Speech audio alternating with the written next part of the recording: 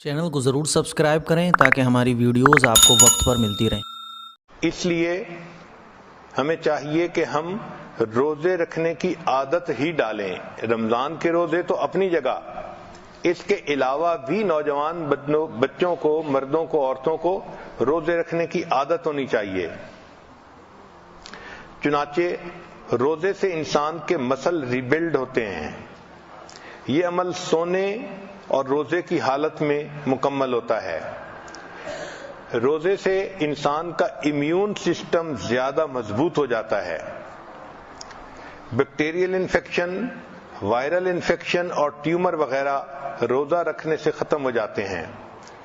روزے سے انسان کی بلڈ شوگر کے چانس کم ہو جاتے ہیں۔ روزہ رکھنے سے انسان کا وزن نہیں بڑھتا۔ یہ تجربے سے ثابت ہوا ہے کہ 50% کھانا کم کرنے سے انسان کی زندگی 40% بڑھ جاتی ہے۔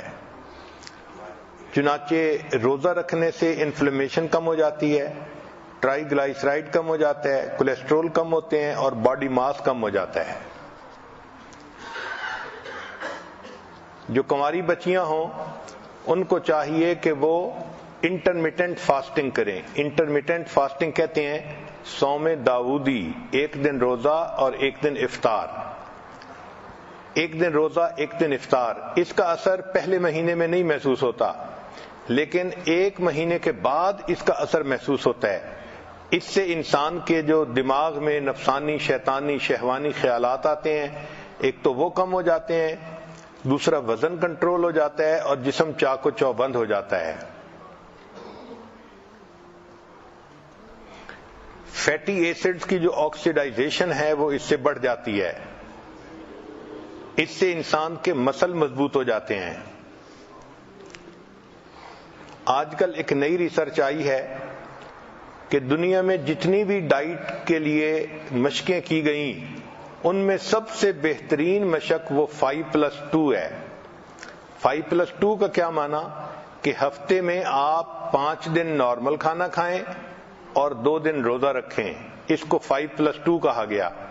اس کا فائدہ یہ ہوتا ہے کہ 2 دن روزہ رکھنے سے انسان کا برین یہ سگنل لیتا ہے کہ میں نے زیادہ نہیں کھایا، لہذا وہ موٹاپے کی طرف سسٹم کو نہیں جانے دیتا۔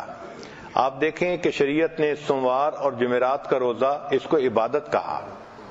اگر ہم شریعت ہی پر عمل کرنے لگ جائیں تو ہمیں دنیا کے فائدے تو مفت میں ہی مل جائیں۔ تو بچیوں کو چاہیے کہ وہ ڈائٹنگ کرنے کی بجائے جمعرات اور سوموار کا روزہ رکھنے کی عادت بنائیں۔ اس سے بہتر ڈائٹ اور دنیا میں نہیں ہے۔